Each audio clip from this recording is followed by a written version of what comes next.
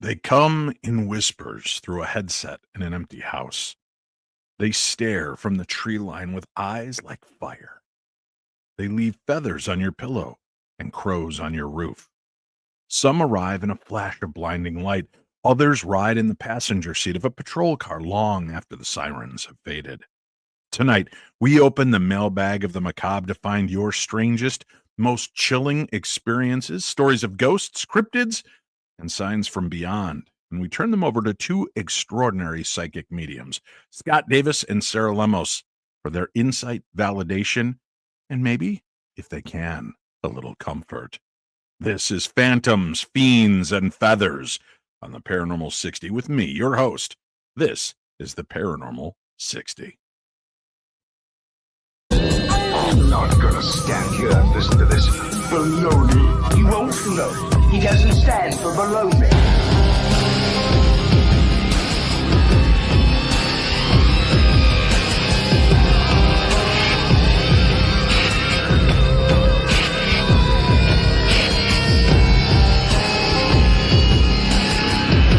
Sounds like a lot of supernatural baloney to me.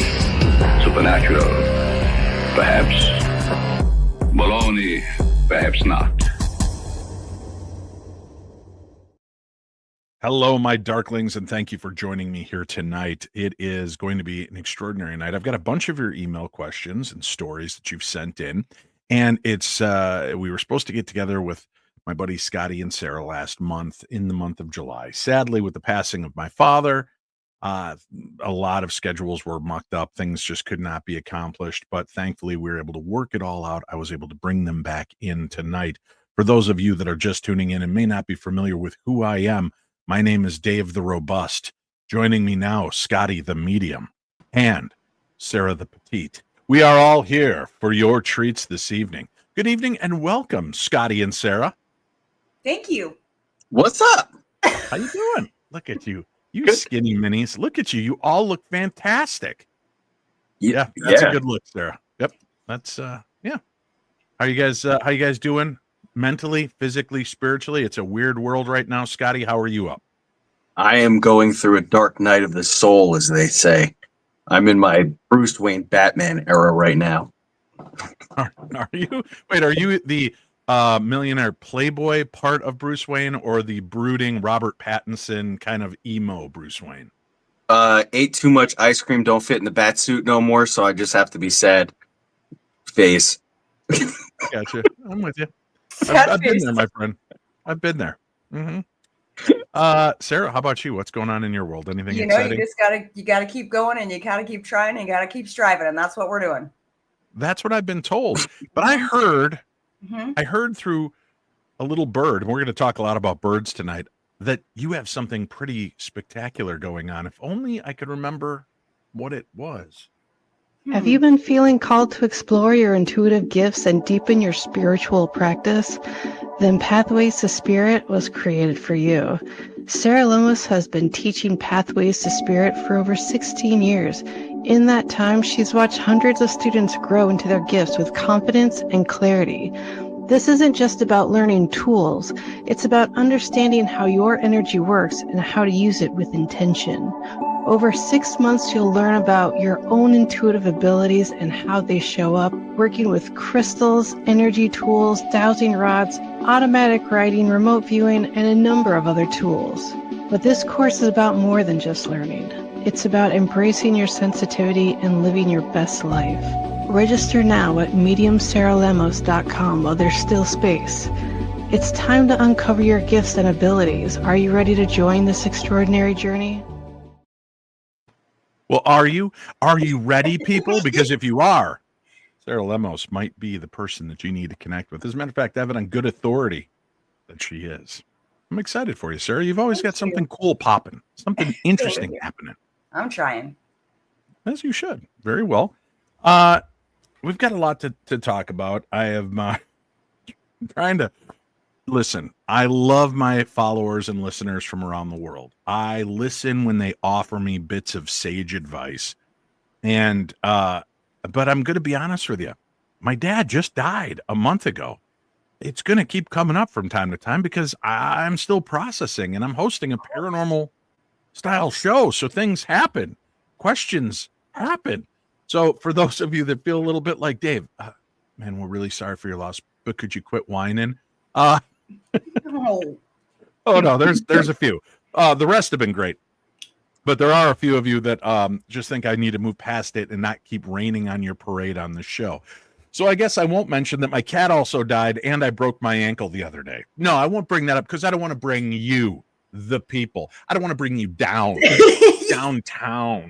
like a clown. But things happen. It is what it is. I'm not, it pops up. I'm sorry if it is bothersome to some of you. I will do my best to try to rein it in. I know for after my mom died, I'd bring it up every time. yeah. For like a year. It's just weird when you're trying to make adjustments. And as I was looking through these letters today, I pulled a bunch because a lot of them had to do with signs and things that I thought were kind of interesting. And a couple spoke to me as well about this. So let's dive in and begin. Hi, Dave, Sarah, and Scotty.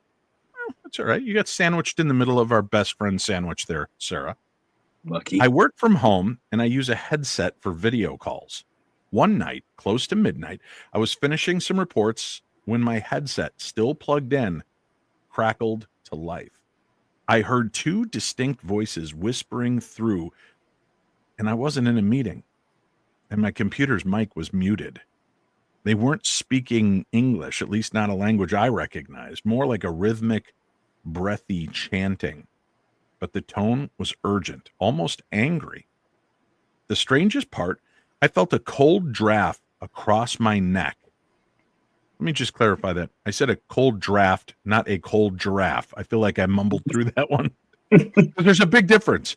Feeling a cold draft across your neck and a cold giraffe. But I don't even know what a cold giraffe would feel like, but I've got to guess it's delightful.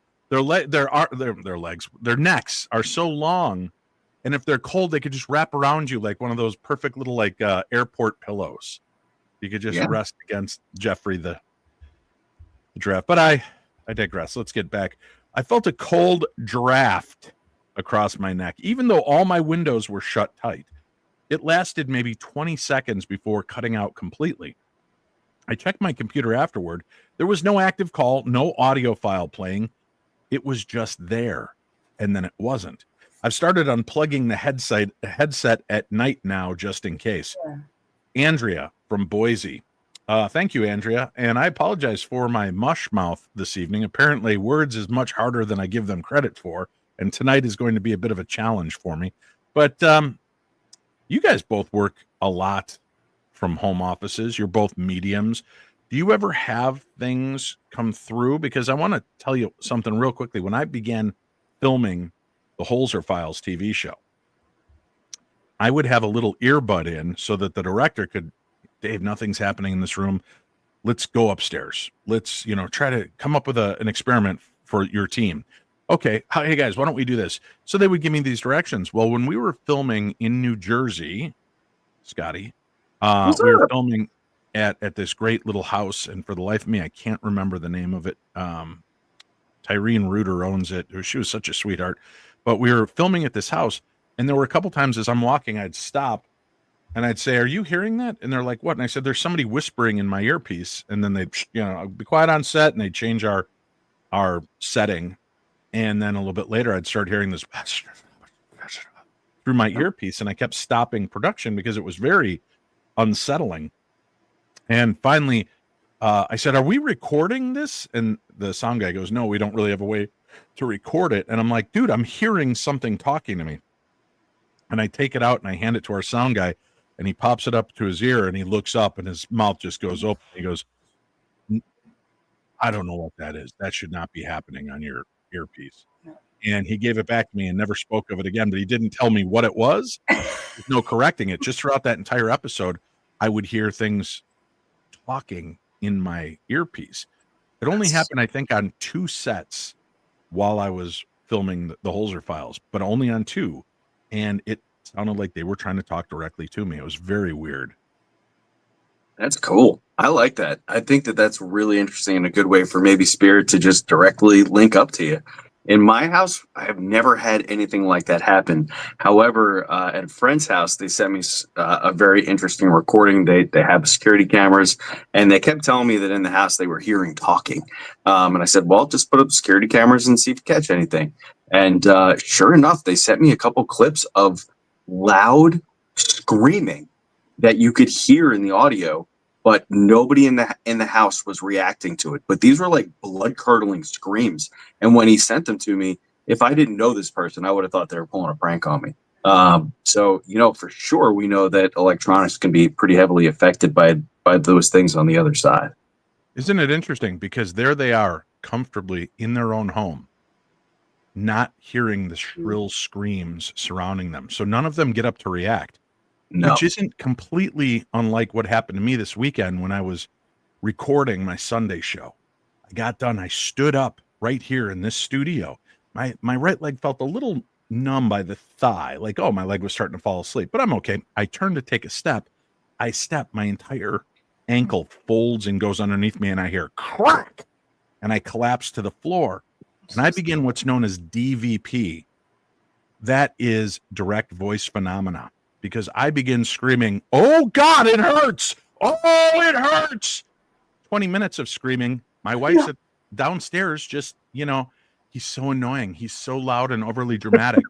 And, I don't want to say that she was probably hoping I fell out a window. And if she waited a few more seconds, I might have to let go and, kind of Hans Gruber my way out of the building. I don't know. But it was very, very unsettling. But finally, my poor crippled wife comes hobbling up the stairs because she's got bad rheumatoid arthritis, and the new chair I got her to make it more comfortable makes her comfortable, but she can't get out of it. So she was turtling in the chair downstairs, couldn't get out of it quick enough. At least that's her claim. Meanwhile, I'm screaming in a bloody, out loud voice to which nobody came to help. Nobody. I'm Dave Schrader, and I approve this ad. Just be quiet up there. Yeah. But Scotty and Dave, did you guys, the old version of Zoom or, other ones that we had, did you ever notice that when you were talking to someone via Zoom, or you'd start hearing this woo, woo, woo, really loud, high vibration and frequency? Did you guys ever have that? No. So when I would get to a really good part in the reading, all of a sudden, I'm not kidding, the microphone and the Zoom link I would go on would go really high pitched. Woo, woo. It sounded like we were taking off, and it would be crazy. And it would only be during like these really energetic moments, but I could never prove it. It just happened. Now, could the other person hear it as well? Yes. Huh. They could hear it. Absolutely. And it sounded like we were taking off. Woo, woo, woo, woo, woo. And it was crazy. Yeah, that's, I think the only thing that ever happened to me is like the phone calls would hang up. Like I wouldn't be on Zoom. They'd just be regular, phone calls, and the line would just go dead, and I'd have to call the client back and be like, just so you know, I didn't hang up on you. I'm not sure what's going on. That was me, Scotty. I had to poop, and I didn't know how to politely tell you to stop talking. So I'd just be like, oh, I'm going in a tunnel. And then I hang up and do what God intended me to do. And then I must have gotten disconnect. Hello? Yeah. There was, the concept that radios, earphones, microphones. Listen, one of my weirdest experiences growing up, I have this radio that was given to me one Christmas because CB was all the rage when I was a youngster, right? You had BJ and the Bear, the Dukes of Hazzard, Smokey and the Bandit, Convoy, all of these things. So I got a radio that could listen to AM, FM, and CB. And it had a button on it. So if I was like within 4 feet of a truck with a CB radio and I pushed it, they could hear me or I could hear them. So because I lived in a decent part of Illinois where there's highways near me, I could pick up a lot of the truckers going by. And one night I'm playing with my G.I. Joe action figures, the big ones, of course, the good ones, playing with my G.I. Joe action figures, and got my little whirly pack on him, and he's trying to, I don't know, save Princess Leia. I don't know. I can't remember. It was a very intricate story. But anyway, I ended up, the line snaps and Joe plummets to his death. Oh. And I throw it to the ground and he hits the ground. And through my radio, I hear, that looks like it hurt. No, you And didn't. I stopped and I looked, and I was like, oh, maybe they saw a wreck on the highway or something, and they're talking about it. So I just go back to playing, and as I do something else, it responds to that again, and makes a comment in the moment, and it was just enough to weird me off that I turned it off. I gave the radio to my dad, and didn't touch it until my adulthood. I only got that radio back like 5 years ago, Wow. and I still haven't put batteries in it. How weird is that? I'm a professional paranormal investigator and researcher, and there's one house in my old neighborhood I don't like to go past as a nearly 58-year-old man, and a radio that I listen. How many spirit boxes have we used together, Scotty? Tons. It's This kind of our one- job. This could be like the original block cell phone to the other side, and I'm afraid to use it because what if it's like, why did you turn me off, Dave? I've been waiting for years for you, Dave. I've been waiting. Crazy. Yeah. But the concept that you can hear things, right? There's a great story from First Avenue for those of you that are Prince fans and you remember the movie Purple Rain. Yeah. It takes place at First Avenue right here in Minneapolis. And it's haunted. And I was lucky enough a number of years ago, about 8-9 years ago, Jody Levon, the Happy Medium, and myself got invited by a local TV affiliate to go in and investigate it. And we investigated and caught some cool activity. And it was just really weird. But one of the claims is up in the dance club part, some of the DJs, as they would be working, would hear screams come through their headphones or really creepy growls. And they'd fling their headphones off thinking somebody was screwing with them. So, right, they say life finds a way according to the Jurassic Park movies. Apparently death does too. When it wants to be heard, you can't silence it. Yeah. Yeah. It's so cool. All right. Subject, the thing by the shed. Oh. This is Scotty's kind of stuff as a cop. He wants to get out there, see things by the shed. Hi, Dave. When I was about 10, I woke up one night to a scraping sound outside my bedroom window. Probably the sound of my ankle as it snapped. That's what you heard. It just echoed through time, reverberated. Pulling the curtain back, I saw something moving in the yard, crouched low by our shed. It was tall and thin, its limbs awkward, almost insect-like. Then I saw the eyes. 2 glowing orange balls locked right on me. It tilted its head away slowly, and before I could scream, it darted into the woods on all fours, faster than anything I've ever seen. My parents told me it was probably a deer. A deer. Chupacabra. Did Bambi's mom go to hell and now she's haunting the planet Earth? Yes. What deer's eyes burn orange? I don't know. I could be wrong. My parents told me it was probably a deer, but I've spent my whole life in Maine, and I know a damn deer don't move like that, and they don't stare at you with eyes like fire. I still keep my blinds closed at night, even after all these years. That comes from Kevin L. in Bangor, Maine. See, even Kevin, to this day, as an adult man, is afraid to open his blinds at night because something that happened to him as a kid. That is childhood trauma, and it's a lot to have to confront. And who the heck wants to confront some kind of weird animal with glowing eyes near the shed? That's no good. I know a lot of my neighbors where I grew up ended up being fearful of leaving their blinds open because I like to walk around in the house in nothing but tighty whities and dancing into a lot of Bob Seger. And I think, as the years progressed, people's curtains just started shutting around the block. Whatever. They want to miss out on the free show. Their That's problem. on them. Yeah. What do you make of that, Sarah? A large, tall, skinny creature with burning eyes that your mom and dad tells you it's probably just a deer? Just a deer. It brings, the first thing I saw was the red-eyed dog. I don't know, I've heard of this thing, and Dave's like, Sarah, Hellhounds? there's no such thing. Oh yes, thank you. Dave agrees with me. Oh, it's a good day. And they have red eyes. At least the one I saw one time. Okay. And here's the difference. When I've explained my experience, everybody goes, no, they usually are stay on all fours. Mine wasn't. Mine was crouched with his arms up. So I'm just wondering, have you guys ever heard of the hound bringing its body upright and not just standing? I know it sounds silly, but it's one of those things. Okay. Called a rock'em sock'em cryptid. Yeah. And you make a punch and you knock off Chupacabra's head. Yeah. Yes, that's called the Dogman, Sarah. Are you Dogman. not familiar with Dogman? No, I'm sorry. Very, very, I know very little other than what I experienced and saw and explained to somebody, but they said since the dog man lifted its body up, it wasn't a dog man. No. Sounds like a dog man to me. Yeah, that's what makes it a Dogman is when it goes from being a large quadrupedal, big word, quadrupedal beast, and then it stands up and goes on two legs, becoming bipedal.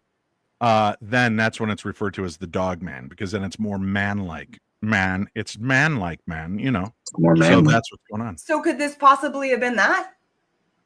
Yeah. I don't know the way. I'm No? not picking up on that. But what are your Okay. thoughts, Scotty? Tall, I skinny, it was tall encountered. and thin, insect-like limbs. I've never heard a description quite like that, but for some, I work at night all the time and I see all kinds of crazy stuff in the dark. And, your parents were probably right to think that it could have been a deer. They didn't experience it. And sometimes as a kid, your imagination can get the better of you. However, I've witnessed some very interesting things in the dark that I can't explain. And, who am I to say if you saw something paranormal or not? It's really interesting. I like the story though. And it's a good reason not to go near any sheds. Yeah, or deer, apparently. Or- Candace Chu says, the not deer from Appalachia. Well, aren't I a not deer? Shapeshifter, skinwalker, not. Gotcha. Yeah, they're very interesting videos. If you look it up, the deer are very strange. They look like somebody kind of had an idea of what a deer looked like and tried to put it together, and they kind of are just malformed and stuff. It's very strange. So it's kind of like when you ask me to draw a picture of an animal, whatever comes out is a not deer. Yeah. Yeah, Robin Ryan, guys, just so we can pay a little credit where credit's due. When I started this journey 20 years ago, we had one intern, and that's her. Robin Ryan.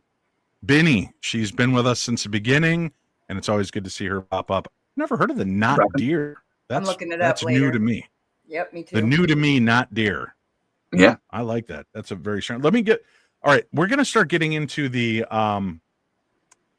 stories now that are kind of signs, and I want you guys to kind of weigh in on this. And when is a sign and when is it just hopeful thinking, and is there a difference? I'm not sure how we can break that down, but let's talk about that when we return right here to the Paranormal 60. How are you, Darklings? This is Mark Lanou, innovator, musician, world traveler, and no stranger to the paranormal. Come take a journey with me through this place we call life by picking up my new book, Reality Was Once the Tapestry of the Dreamer. It is available at Barnes & Noble online and will soon be available through other vendors. Get your copy by following the link in this ad or by visiting my official website at markallenlanou.com. All right, we are back. It is time to get to the next segment of tonight's show. 3 of these, and they were almost back to back in the way that they came in. And believe it or not, prior to my father's passing. So it's not like I'm just picking stories that have happened since then. Here's the first one addressed to Sarah, the lovely Sarah. Sarah, twice this past month, I've woken up to find a single white feather on my pillow. I don't own feather pillows, and there's no way one could have just blown in from the outside. My bedroom window has been painted shut for years. The first time I thought it was odd, but maybe just a weird coincidence. The second time, I woke from a dream of my grandmother. She passed just last year. She was wearing her favorite pale blue dress, smiling but not speaking, just holding out her hands. When I woke, there was a feather right by my cheek. I've started keeping them in a little jar by my bed, almost like a collection or proof that she's still with me, and that comes from Melissa in Tulsa, Oklahoma. Feathers. What do you make of that, Sarah? Well, for me, like feathers and things like that, they're easily manipulated. They're easy to move. They're not difficult. It's not a TV or a truck. It's something easy. Feathers, a lot for me, are signs from spirit. Absolutely. And how I kind of decide, is it or is it not? Are we trying or is it actually happening? Is what happened before or after. So she had a direct experience before, and then she had something there waiting for her when she awoke. So me personally, I would say this is a sign. And it's a sign because someone came through during the moment that you found that said thing. Also, I've talked to people about feathers, so many different feathers on my pillow, feathers. They just cleaned the entire freaking house, and they move with a chair that they just dusted, and there's a huge feather behind it. There's many, many stories of feathers. It's not, but a lot of people also say, you know, the angels left me a feather, and that's their kind of gig. Like, they're like angels. They brought it to me, and that's who brought it to me. But for me, it's what happened either right before or right after you saw it. What was your first reaction when you touched it? And where did it take you? Because that was its job. Its job was to take you somewhere or be that kind of receipt at the end of what happened. That's my personal opinion. I don't know, Scotty, what do you think? Feathers are very cool as a sign. I once did a reading for a lady, and she was telling me for an hour, we were talking about her mom, and she's like, my mom leaves me feathers everywhere. It's so crazy. And at the end of the reading, I just kind of laughed and I said, you know, it'd be funny is if your mom left me a feather. You know, I think that would be cool. And I am not kidding. This is hand to God. I swear to you. The next morning, I went in my car. I opened the car door, and there was a feather sitting on the car on my driver's side seat. It was just there. And I was the last one in the car. I'm the only one who used the car. There's no way in any universe that there should have been a feather sitting in there. So from there, I was like, this lady's mom is really good at leaving feathers, because it's unexplainable. It was so cool. And definitely, you know, one of those really amazing experiences. Yeah. I think, you know, first of all, though, if you want to get my attention, leaving a truck or a TV on my pillow is going to grab my attention a lot more than a feather. I know. So first of all, I think you're kind of a quitter, Sarah, for just saying, oh, it's easier. Maybe we don't always do the easy job. Sorry, Would that be so bad? No. Would that be so bad? We put a little effort, I don't know, park a truck right next on to my my pillow? pillow. Yeah, but then a truck is going to drive through your house, and you're going to think you're cursed. So let's, you know, we got to weigh the options here. Dude, I'm already cursed. I'm out of beefaroni, and I have not been able to find any at the Walmart. Yeah. Broken ankle, dead cat, dead dad, no beefaroni. Those are the four horsemen of the Scotty, apocalypse. that's the last sign. Yeah. You know That what is I'm the talking last about, sign. right? So, Yeah. Kind of strange. All right. So you say it is a sign, Sarah, because it seems to have connections. Although she said she only had the dream once where she saw grandma and then woke up with the feather. right. Now, do different colored feathers mean different things, Sarah?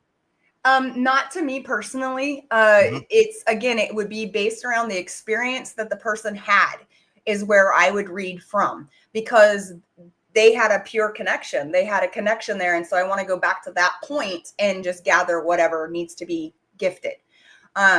But again, when you learn a sign, understand that is a direct now a communication, a way to communicate. So once you go, oh shoot, I think that's mom, you got to understand that that's what's going to also their opportunity to communicate to you, not just you talk to them, but them to talk to you, show up, show I'm still here. So once that conversation is had, yeah, I'm just going to leave feathers. It's easy. You know, it was me. Yep. All right. So apparently even in the afterlife, we're kind of lazy and just doing the easiest job we can do. Easiest job we can do. You know, that's going to be me. I ain't even showing up. I won't find a donut. I'll just find all the sprinkles from the donut on my pillow. Yeah. My God, Scott was here. I'll be like, Scotty, is that you? As I'm eating each sprinkle off my pillow, hoping that it is. Dave and Scotty, since my dad passed, not mine, this is the letter. Since my dad passed, I've noticed a strange pattern. Every time I have a rough day, I come home and there's a bright red cardinal waiting. Sometimes perched on my car, sometimes on the fence, once even sitting on my front step, like it was guarding my front door. The timing is eerie. It's always when I'm thinking about him or when I've just said something out loud about missing him. I grew up hearing that cardinals can be messengers from the other side. If that's true, I like to think he's checking in on me, even if I can't get him to sit long enough for a picture. That comes from Jason T. in Peoria, Illinois. Cardinals and Blue Jays and Robins are always the ones that seem to be associated. I would have thought like a dove, I don't know, a toucan, something you wouldn't expect to see. Well, follow my nose. Why is It's there a always cockatoo news. on my hood of my car? Yeah. So what do you make of it? Cardinals, Blue Jays, Robins? Oh, yeah. Yeah, Cardinal. I think, you know, I didn't know much about birds as messengers until I started getting deeper into all this stuff. And I say that those are messengers for the most part. Like Sarah says, if that's exactly what you associated your dad with, like in that moment, you saw that cardinal and you were like, Dad. You didn't think like cardinal and like, oh, beautiful bird, or like cardinal National Geographic. You thought cardinal dad. That's that message. That's that link that just says this is your dad, and it's his way. And every time that bird or that kind of bird shows up, especially if you're just thinking about dad, then that's his way of saying like, I'm here. I hear you. I see you. And I don't know, maybe these birds have some kind of spiritual connection with the other side and are doing a job, you know. At my house recently, we had a cardinal. I can't believe it was huge. This doesn't do it justice. It was like this big. It was sitting on top of my house. I never saw anything like it. My wife sent me a video of it, and she said, "What do you think?" And I said, "I think our house is being protected right now because I feel like I need it." And then a couple days later, I came home from work, and this cardinal was sitting out for me. And I saw it in person. It was being so loud, and I was really grateful for it being there because I felt like it was, for some reason, just bringing protection to my house. So, yeah, that's what I associate with. So, yeah, cardinals, good messengers. Now, again, I'm not trying to be cynical or skeptical when it comes to this, but you know, if you hear it, oh yeah, a good sign is a cardinal. You may not notice it, but all of a sudden you notice a cardinal because today you're missing dad, you're missing mom. How do we know when a sign is a sign and when it's just nature and birds? Because honestly, my dad died, and a day or two later, there was a huge cardinal on the wire right outside our house. However, where it was positioned, my neighbor very well could have been looking out their kitchen window and seen a large cardinal, assuming that it was meant for them. You know, Why not both? Is this, well, if it's my dad that came back to visit me, did he have a hitchhiker? Was there another cardinal ghost attached to him? I mean, that's where I think the skeptics start weighing in and start saying, sometimes it feels like we're ascribing too much to something that isn't real.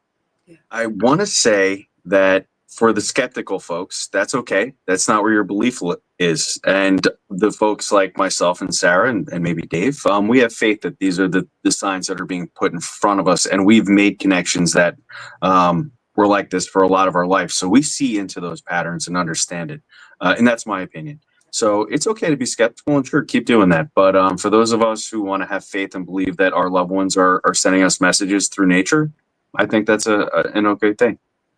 And I think too, also, if I may say so, sometimes these animals act weird. And so it's not just, oh, I wonder if that's my dad, but you got a cardinal doing flips. You got a cardinal pecking at a door, but there's no reason. You got a cardinal trying to get into a car. So there'll be things that these animals do that behave to make you go, wow, I'm really staring at you. Like, I'm really paying attention here. Why? Like, yeah, that's a pretty deer, but I'm not going to be like, oh, that's grandma, right? Like, that's a pretty deer walking through. But then if I have a moment where I'm like, grandma, and I look up and there's a deer, oh, I'm going to go, okay, this is what's going on. And there's a message here. There's absolutely a message here. What if you're thinking about grandma and you look out and there's a tall, lanky thing with burning red eyes next to the shed and it stands up and stares at you? Should you be like, oh, grandma, I was thinking of grandma and I just saw this? Should we just accept that? That's my You met my grandma. She's not as nice as the other one. No. If you knew my grandma, that was the old Hungarian grandmother. I got you. Okay. All right. I got you. So sign everywhere, sign. I'm not skeptical in the sense of everything I think is shenanigans, but I do, I try not to rain on people's parade. When they're like, Dave, do you think this is a sign? I'll always say yeah, because I don't want to hurt their feelings, but I don't know. I would if like you're throwing bird feed out, and all the birds are showing up, that's not a sign. You're attracting the birds with their natural thing, food, right? But like, if you've never seen a cardinal on your property, and then you're thinking about somebody who passed away that you really love and miss, and all of a sudden the brightest cardinal you've ever seen in your life is sitting in front of you, or any kind of bird for that matter, or anything that's so out of the ordinary that it strikes you in that moment, that's when you got to take it. Yeah. All right. Can I give you guys a way out there? I'm working on a lecture on this. I want to run this past you guys because you bring up something that I find kind of fascinating in a totally different way. So doing some research recently, I found out, I don't know if you know this, but they call it the wood wide net. They talk about how trees communicate with one another in ways we don't understand. So part of the article I thought was fun was an insect will land on a tree and start burrowing at the tree or eating the leaves.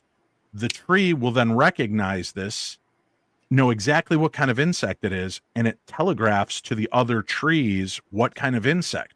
The trees then flip their chemical makeup so that their leaves become more bitter or less pheromones attracting insects to them, and they can communicate about evasive things in their area, right? So trees are truly a sentient creature of its own, right? So the natives and indigenous peoples have known this, I think, all along. So my thought was, isn't this fascinating? We're dealing in places that are haunted houses, that the ghosts don't always align with what we know, but they seem to be there. And I think, well, a house is made of wood and steel, and it's, what if the house, the trees, that part of the tree is still very much alive, that it is in a sense recording things, not like the stone tape theory where it's a dumb repeat of something that takes place over and over, or non-intelligent, maybe dumb is a little too coarse. But what if the wood, the trees, the property, we're in concert with it? And I'm thinking of my dad, and what happens is a cardinal just doesn't suddenly appear, but the tree, I don't know how else to explain it. They create, like attract it, right? No. It could be that too, maybe. But I was thinking more along the lines of, what if the tree is projecting this bird on its branch so that like I can hologram? Yeah, in a sense. Yeah. Or maybe your call that it releases a pheromone in the air that brings a cardinal. So I just think there's some really interesting elements. And then you think about the fact of, how do Bigfoot stay so elusive and evasive in the woods? Well, what if it's not just the Bigfoot that's working sentient? What if the trees are alerting the Bigfoot to the dangers and the people and the things that are there, and could make it why there are so many different ways for animals to communicate? And the thumping of the tree by Bigfoot is one thing, but maybe it's because the trees are banging back to them. Yeah, that's an interesting thought. I just thought on your thing to further that is, I saw something on I don't know, one of these reels recently where all the little rodents in the forest were chirping at each other to let each other know that there was an owl nearby, and they were just chirping like really fast, so all of the things on the ground would know that this predator was around. And that's how nature protects itself. I mean, I think that's cool. So why wouldn't they have a way to protect against us in the forest or other Right, but kinds those of are animals? sentient creatures. I've never thought that a tree that I'm looking at through my window here, who looks back every day, isn't taking note. So it's and it's judging. It's judging. It is, obviously. It's like, you've been sitting all day, I've been standing. What's wrong with you, Schrader? Let's break. And then that would explain why my ankle sounded like twigs breaking. Just twigs breaking. Yeah. So what else is there? There's when it's about to rain, right? The leaves flip over a little bit to get the rain. And how do they know it's going to rain? Like, why does that happen? So yeah, there's got to be something to it. That's a really interesting thought. I like it. Thank you. Yeah, I'm still workshopping it and trying to figure stuff out and want to know more. But I think I might be on something. I might be onto something. You might be on something. Yes, I might be on something. So here's another quick little Tales with Dave Schrader. When I was filming Holzer Files, one of our favorite episodes was the Ocean-Born Mary story, right? Now, for those of you that don't know, what a great story. So a pirate boards a ship meant for America. And this pirate is well known. He's kind of bloodthirsty. They get on there ready to strip and take what they want, including people, when they hear a baby start crying. And the lead pirate stops. I can't remember his name. I want to say it's like Jean Lefley or something like that. It's some fancy name, but I can't remember it off the top of my head. He hears the baby cry, addresses the parents, and he said, "What is this baby's name?" And they said, "We literally just had this baby. We haven't even named it." And he makes a deal with them. "You name it Mary after my mother, and I'll send you on your way." So they agree. And not only does he send them on his way, but he also goes back to his ship and comes back with a little booty for her, so some items to take back. Then as the story progresses, this pirate would come back to visit her on the mainland as she grew up. And when she became a young woman, they actually fell in love. And when the pirate died, he was buried on her property to where she built a hearth over it, right? And supposedly on the property was some of his riches that he had hidden through the years, which is a great story. What a romantic, fascinating, weird story. And now I know there are a lot of you going, romantic? He found this as a baby and then came back and was having an affair with it, not as a baby. He waited till she was 18. And that was par for the course back then. 18-year-olds, 17-year-olds married old men for their land and to protect themselves. But I digress. As we kept pecking into this story, which has been believed for years, we find all these miscommunications, like the fact that the house that's known as Oceanborn Mary's house really was only owned by her son for a short amount of time, and she only visited it a few times. So it didn't even have a real tie to her. The real Oceanborn Mary house, we found it, and we were allowed access to it. And it's in the episode, and it was brilliant. We had these just great moments to get in there and see this. And this house found who it needed to be owned by, because the people that live there and own it are historians. As a matter of fact, there are commendations on their wall from, I think, 5 different presidents because of the work in archaeology and everything that they've done and history. And if you remember, probably 10, 11 years ago, they found in Benjamin Franklin's house over in England all the bodies hidden underneath his house. And there was this story, is Ben Franklin a serial killer? No. Actually, the bodies were probably bought from the doctor that was renting the place from Franklin when he was over here in the America. He would buy bodies from body snatchers, work on them. Nothing Dr. Frankenstein, but that's how doctors learned how to do anatomy and things. They would buy these bodies and then bury them. So that's what they found. But she was one of the people involved in that excavation. So long story short, too late. She's just this remarkable woman, remarkable family. She goes, I do have to tell you something strange. And it was still kind of wintry months when we were filming there. She goes, when I got a call from your producers to come here and check out this house, I was interested. We could always sense that there's something here, but we never had any problem with the spirit. She goes, but I'll be dang. The days leading up here, we had a huge cardinal that kept slamming itself into our windows on both sides of the house. And I thought, well, that's weird. Why cardinals? Turns out, as we uncover the story, this pirate was known for when he boarded, he would wear fancy red outfits and a hat with a huge red plume on it, like a cardinal. And she said she'd never considered letting anybody come in here to investigate this house. The minute she did, a cardinal started trying to get into the house. She thinks it was the spirit of that pirate. Yeah. And so it was really kind of a fascinating story to me. And I thought that was an interesting little twist on the old ghost and bird. If you haven't seen it, go check out The Holzer Files, Holzer, The Holzer Files. You'll see it on Max streaming service, Discovery Plus. Sometimes they do full marathons over on Travel Channel, so check it out. But there were a lot of cool episodes. That by far is one of my top 2, maybe top 3 episodes out of all 23 that we filmed, just because of all the moving parts. And the story's great, man, because the guy that owned the place, who sold this story, he would make his mother dress up in this white gown, and while he'd be out telling ghost stories, she would walk past the upstairs windows. And he would make her walk the perimeter of the yard, so as people would be driving by, they would see this white ghostly visage of this woman strolling the property. Then he would charge you 50 cents to take a spade and go in his backyard, and you could dig, and whatever you found was yours, but you gave up the 50 cents. So he was making a mint. That's giving awesome. People access. Yeah, it was just a crazy story, but there you go. Another cardinal making itself known in what appears to be a very spiritual way. Yeah, that's a really cool story. I like that. Thank you. I'm full of it. Full of them.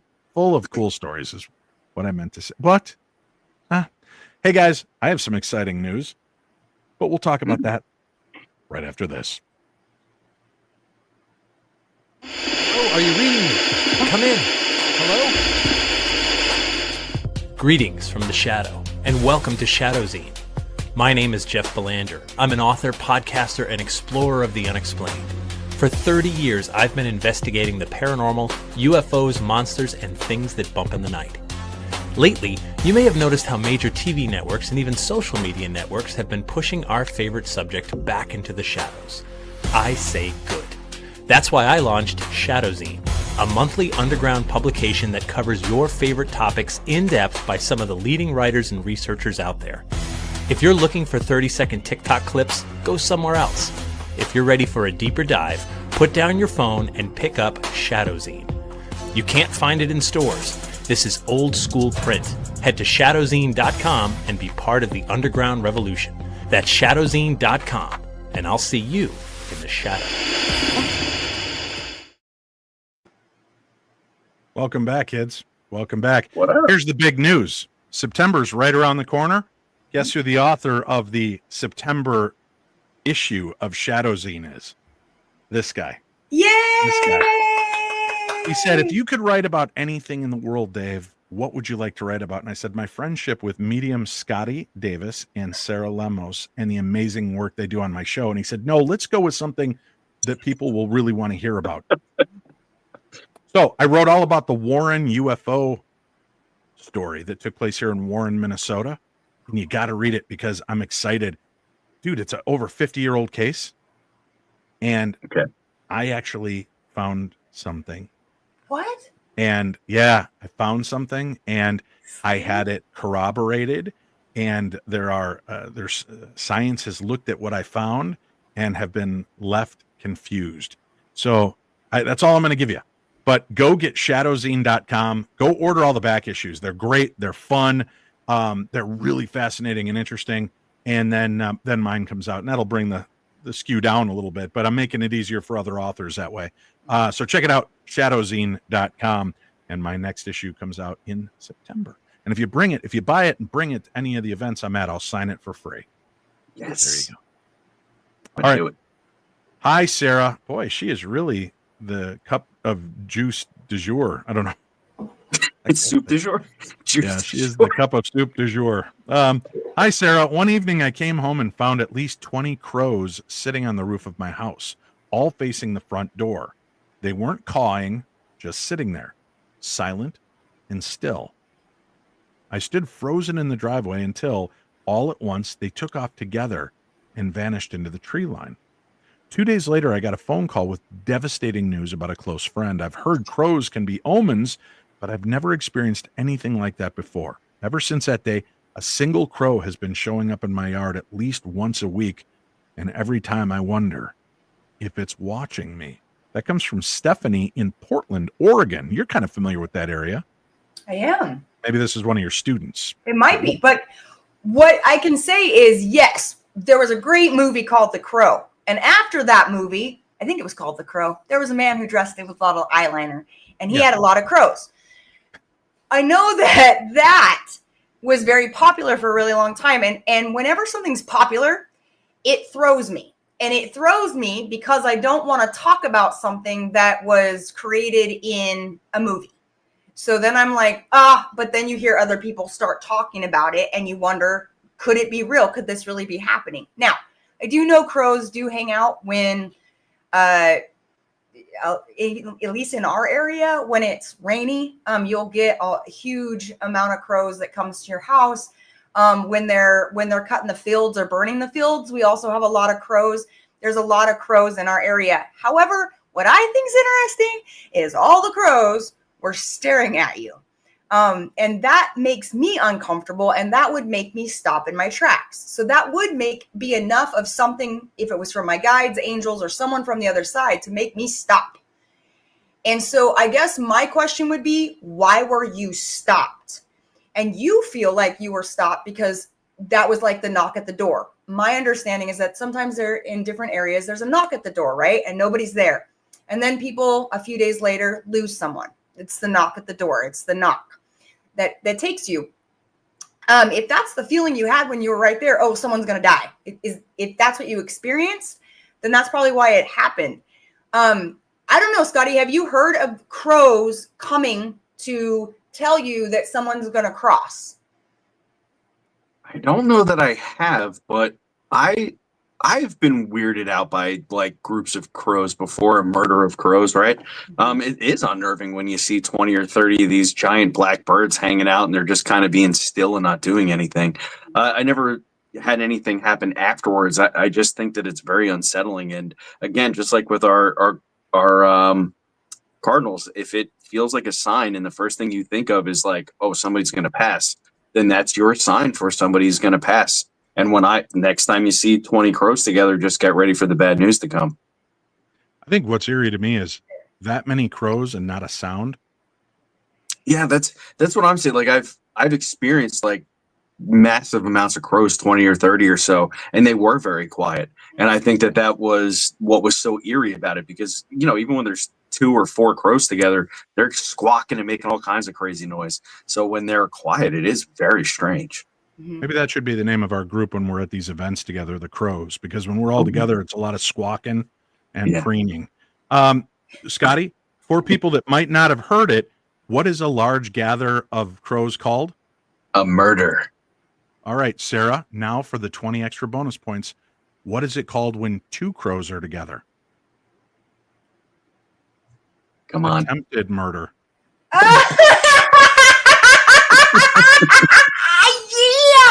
Yeah. Okay, I'm stealing that one. Yeah. Well, go ahead. I've stolen it for whoever I read it online 20 years ago. But yes, that's a good one. I'm keeping it. Crows. Well, I think the old theory is if a crow gets in your house, there's usually a sign somebody's going to die. Oh, a crow okay. or a bird, I think. I don't know if it was specific to crows and ravens, right? But listen, the raven, the crow has always been a really intelligent bird. They're stupid smart how they figure stuff out. And I think that's why Edgar Allan Poe made the raven such an integral part to one of his stories. So there's something to it. All right. Dave, a few weeks ago, I was doing laundry in our basement. I bent down to pick up a dropped sock, and that's when I heard it. Slow, heavy breathing coming from the corner. Not just faint noise, it was close. The hair on my arm stood up, and I felt like I was being watched. I bolted upstairs, slammed the basement door, and I tried to laugh it off. But when I went down there later with my husband, the air in that corner was ice cold, like standing in front of an open freezer. We don't have a vent or anything in that area. My wife says I'm imagining things, but I've started keeping that basement door locked. That comes from Eric S. in Dayton. What are your takes on that, kids? Scotty? First off, plot twist. It's the husband experiencing something and the wife telling him that it's nothing. That's just the complete opposite of what we're used to hearing. It sounds like there might have been something down in the... So here's what's cool. This is what I like to talk about. Mediumship is a lot about meditation and just getting really quiet and being with yourself, and then just kind of listening to the other thoughts and things that are happening around you and understanding what that is. And if there's anything more boring than doing laundry, I don't know what it is. So that's when I would be quiet and with myself and just, doing what I need to do so I can move on. And if you're in the basement, it's probably cool and not well lit. So you can retreat inside and kind of get into your own thoughts while you're doing mindless work. And this is a time when spirit will take the opportunity to make themselves known. And it sounds like that might have been what happened to you. They just wanted to let you know that they were there. And maybe they've always been there and you didn't know it because you're in a hustle and bustle. You're down and in and out of the basement. But this day, you were calm. You got to the end and you just saw and heard this spirit in the corner. Or what if an asthmatic crow was up in a rafter somewhere just breathing heavy? He's like, I'm a sign from the other side. I'm the fattest crow ever. I'm dead getting here. What are your thoughts? Anything else to add to that, Sarah? Or did he lock it up so perfectly you have nothing more to possibly add? Well, I think it was perfect. Everything was perfectly said. I would also say, though, did you have somebody in your family who had breathing issues right before crossing? Did you have someone that crossed, of those situations? But guys, he's locking the door. He's uncomfortable with going down there. So that's no way to live. So if it feels uncomfortable, it feels, if it doesn't feel good, there's things you can absolutely do to shift the energy down there. As we know, there's a lot of different, it's a basement. So there is, power and plumbing and all the things. But to me, it feels like there was a connection here. I would just ask the next question. Who do I know, or as the husband, who do you know that may have crossed of breathing issues? And around that time period, is there a special date or anniversary? It could be something so simple as just Uncle Bob, who died of lung cancer, on his anniversary date popped by to say hi. Maybe. Could be. How crappy is that you're in death still have a breathing issue? No, that's just your story. So your story is what's whispered. It's not what you're still going through. It's a Okay. message left so that you can find the person. It's like a hint or a clue. Yeah, but They're not still in pain. No, nothing like that. Hi, Dave, Sarah, and Scotty. A few years ago, I woke to a strange blue-white light filling my room. My body wouldn't move, like I was glued to my bed. In the corner stood 3 small figures, each no taller than a child, but with large heads and huge black eyes. I could feel them speaking to me, not in words that I could understand, but in thoughts. The next thing I knew, it was morning, and my alarm clock had jumped ahead by 2 hours. No dream I've ever had felt so real. I still sleep with my curtain drawn and a nightlight on, just in case they decide to come back. I always laugh about that, and I'm not trying to be a jerk, but do you think the aliens are ever like, let's go get Scotty? He's got a nightlight on. Forget it. Head over to Sarah's. His curtains are drawn. Can't get in. I used to pull my blankets up under my chin and cock my head a little weird and stick my tongue out. Oh. So that I figured if like a monster or killer came in my room, they'd be like, oh, this one's already dead. And then We already move got on to this the one. next room. Yeah. I was true crime thinking ahead, buddy. You were. True crime thinking ahead. If That's I'm already wonderful. dead, what monster is going to want to eat me? It's gross. That's good thinking, Dave. I'm glad you're still here with us. Thank you. Well, I You don't want answered to it brag. well. What would you do? What would you do other than a nightlight and close your windows? I mean, we don't even know. Okay, Sarah doesn't know. Like 3 weird green short things in the corner, cool beans, they're gone now. What am I going to do to make sure that that doesn't occur again? Well, first Claymore, of all, Uzis. yeah, you're going to What? stop. What, Scotty? Claymore mines and Uzis. Oh, okay, Or done. don't refer to yourself in third person anymore, medium Sarah. Lemos. Did I? Yeah, you said Sarah doesn't know. Oh, yeah, because I don't know. I'm not saying that you guys don't know. I'm saying Sarah doesn't Aliens know. love Scotty people doesn't to know. talk about themselves in third person, Sarah. I'm just saying. Okay. Yeah, you're right. I don't know. Scotty's What not- would you do? But it is funny to me that it's like putting your blanket up over you is like that is the worst shield on planet Earth, but we all Yes. do it. Yep. And Hold my breath. hearing, it's also like I've been living in my dad's house since he passed, and I don't feel that my dad's ghost is there, but the ghosts that have always been there are there, and I think they're a little restless that my dad's not there. And I had to sleep with the TV on for the first week and a half I was there, and I'm like, what good is that going to do me? And I think it was if that way you're not hearing the other noises in the house again. So I never felt like it was my dad. And I'm not afraid of the spirits. I just was like so emotionally raw. I just didn't want to hear things knocking around in the house. Yep. Yeah. Makes sense. Makes Yeah. sense. But Sweet Tea is house sitting for me while I'm out of town. And she has made herself comfortable in my dad's workshop with her whole setup for her show. And if you don't shut my dad's door to his workshop, he shuts it for you. And she's reported to me of having leaving the room and something will slam the door behind her. And it's not one of those doors that just kind of takes its time and slams. It doesn't do that. So if she doesn't shut it or shut it tight, he slams it for her. So I thought that was fun. That's What are we, awesome. cool on the outside? Yeah, exactly. All right. What do you think though? Aliens? Is that what you're picking up on? Dream World, Scotty? No, it's definitely aliens, Scotty. I don't think I could have written a better alien visitation in my life. That's pretty textbook. I would be petrified. That thing in the backyard from earlier story, I think, was alien as well. I think It very well could be. they said it was very bug-like. That sounds like one of the praying mantis things. Like a mantis, yeah. Yeah. I All right. mess with those. Dear Sarah, Oh. last summer I bought a beautiful vintage ring at an estate sale. The seller told me it had belonged to a woman who lived a very full life. Ever since, I've been having vivid, unsettling dreams like I'm living her life. I see her home, her friends, even arguments with a man I've never met. Some dreams leave me waking up in tears, others with a strange sense of joy. It's not just dreams either. Sometimes I'll catch myself humming a song I've never heard before or recognizing faces in old photographs at an antique shop. I haven't worn the ring in weeks, but the dreams haven't stopped. Am I crazy? Cheryl K. in Austin, Texas.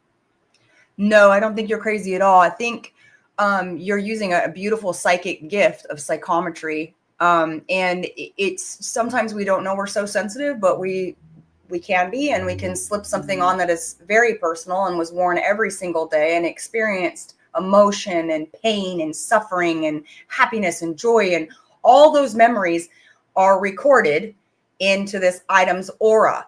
And so the aura, the energy field around it, when you touch it, it's like pushing play. And so every time you slip that puppy on, you're pushing play, and you're able to see into these pieces or have psychic energy gifted to you, and you're able to read that because you're wearing it. And so you can absolutely to work with the skill or kind of work around the skill, but no, I don't think you're crazy. I don't know that it's necessarily her spirit following you. You were gifted some information at the cell that may make you think that way, but it could be her. I don't know, Scotty, or it could be you might just be picking up the psychic pictures and memories of the item. I don't know, Scotty, what do you think? Yeah, I feel like that's one of those things. Rings are super personal, right? Like mostly I wouldn't wear a ring if I wasn't married. So it's been on my finger every single day since I got married. So I suspect that when it's time for me to go, if somebody were to take my ring and hold on to it, they would get a lot about me. And it wouldn't necessarily be me reaching out, because if it's a stranger, why would I? But I think that they would get an imprint of me. And I think that's a really good and fair assessment of what she might be experiencing. Very cool. So it's coming to her in her dreams. That's pretty interesting, right? That you're living the life of the person who owned it. That's really powerful. That's some like quantum leap stuff too, right? Like Right. You're living your life, and then you go to bed and you're like seeing this other person's life. That could be a gift and a curse, because for the joyful moments, who doesn't want to wake up feeling happy? But for the sad moments in somebody's life, who wants to pile that more onto their own already life experience?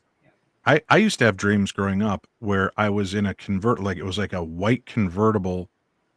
It was some kind of fast car. I'm not a gearhead, whatever you call it, but I'm in the car and I'll look up in the rearview mirror and I realize it's not me looking back. And sometimes there's a look of shock on the person's face, like they know that I'm there or whatever. I just talked to somebody about this. Yeah. And they said to me they hate looking in mirrors when they're streaming, because sometimes they're not looking at themselves and the person looking back seems shocked. Exactly what you just said. So this is a pretty common experience. Maybe. Well, that's good. And I thought it was reincarnation. Maybe I was seeing a former life. Yeah, maybe there was something in your world that was from somewhere else and influencing you, like this ring is for our friend in Texas. How cool. What an interesting avenue that we should probably explore somehow. I like that. All right. We have one more letter that we're going to get to, but if you two would not mind indulging me for a moment. We've got listeners around the world listening, watching the show live tonight. For those of you listening to the podcast version, remember there's always a link to Scotty and to Sarah, so you can find their websites. You can get readings, meet them in person at events, take their classes and courses, find all the pertinent information. But I would like to call on my denizens of darkness, all of my beautiful, wondrous darklings around the world right now together. Let's just do a little prayer for our friends Sarah and Scotty. And Lord, I just ask that you be with these people. I ask that you protect them, place a thorny hedge of protection around them, and keep them safe from the negative influences of the world outside, from the people that might mean to do them harm, that send them negativity because they don't understand the gifts that you have bestowed upon them. And Lord, I just ask that you even their lives out, that you bring back the pieces of their souls, their minds, their physicality back to them, making them whole, replacing those holes that have been left in them, and ejecting anything that has tried to cling to them, anything that might be altering or changing their mental status, their physical or their spiritual beliefs. And Lord, I just ask that you watch over these two wonderful human beings and protect them and keep them safe. We pray this in your name. Amen. Thanks, buddy. I needed that. I could read that. So I want to make sure that we put out a little love for you. And just, hey, Scotty, we've talked about it on the show. You need to see yourself in the bubble. And through that bubble, you only allow love and light and good things in. And anything that's coming at you negatively, you just tell the Lord you want it sent back to that person that's sending that negative back with love and empathy to heal their heart instead of breaking them down, because we don't need to add more shit to the world. We don't need to add more darkness, right? That's right. I love it. Hi, Scotty. You are the final representative in these letters. I'm a police officer in a small town, and there's one call that never left me. 3 years ago, I responded to an accident. A young man had been thrown from his car. I stayed with him, tried to keep him conscious, talked to him until the paramedics arrived, but he didn't make it. Since then, I've had strange moments when I'm alone in my patrol car at night, feeling the seat shift as if someone's sitting in the passenger side. My dash camera has picked up faint voices when I'm parked in certain areas, and more than once, I've caught a glimpse of a figure in my side mirror that vanishes when I turn my head. I'm starting to believe it's him. Maybe he's trying to tell me something, or maybe he just hasn't moved on. I'd really value your insight, not just as a medium, but someone who knows what it's like to carry the weight of lives you couldn't save. And that comes from Officer DM in Ohio. Wow. Well, thank you for entrusting me with that. I appreciate it. For you, DM, please stay safe out there. I've experienced this myself. There's a moment where we are first responders and we have to go into these situations that are very difficult and they're very traumatic. And we are expected to be the calm, level-headed person, or at least outwardly appear to be that person, even when we're freaking out inside because what have we just gotten into and how are we going to help, right? So this young man who passed, I am 100% sure that when you're alone and thinking about that person and how you really wanted to help them, that at that moment they are coming to connect with you. And it's not to be scary, it's a thank you. And it's to bring comfort and knowing that you did your best job and it's okay. They got to the end of their journey and there was nothing that you were going to be able to do about it. So when you are sitting alone in your patrol car, which I do often in the midnight shift, and there's nothing much happening, we think about those calls and those people that we couldn't help. I don't want you to feel bad about that. I want you to think about all the people you have helped so far in your career and the people you are going to help. And I want you to know that those spirits of the people that you genuinely gave everything to, they're going to be with you, guiding you and helping you be the best police officer and, more importantly, the best person that you could be in that moment. Beautiful. I love that thought. Kids, we are at the end of tonight's ride. It's always a pleasure when we can connect and get a chance to talk with one another, listen to the words of our listeners and friends and followers around the world that have these questions, these stories that maybe they want a little bit more insight to. So let me thank you both from the bottom of my heart for being willing and able and accessible to do this every month, because I know it makes a difference. It touches a lot of people and gets them the answers that they need to maybe help make their life feel correct again or feel balanced. So thank you for doing what you do and making it always a safe place. I appreciate that very much. You two are great at doing that. Thank you. Thank you for giving us the space to do that. Absolutely, It's really Dave. important. Thank you. Yeah, thank you. Not a problem. Thank you guys. All right. Well, that's it for this evening, kids. Tonight, we've heard from listeners who are still carrying moments that refuse to fade. Encounters with the unknown that leave more questions than answers. Whether it's a whisper in the dark, a flash of something impossible in the night, or a sign that love truly does reach beyond the veil. Each story is a reminder that the paranormal is deeply personal. With the guidance and perspective of psychic mediums Scott Davis and Sarah Lemos, we explore the possible meanings, the messages behind these encounters, always with the hope of bringing clarity and sometimes healing to the people who live them. To those of you who shared your experiences, thank you for trusting us. And to everyone listening, remember, you're not alone in your questions, and your stories do matter. We'll keep this conversation going together. And may the darkness of this world be just a little lighter with the information and the answers that we share here each week. I'll be back again this Wednesday with the Paranormal 60 News Crew, and I hope you will join me right here on the Paranormal 60.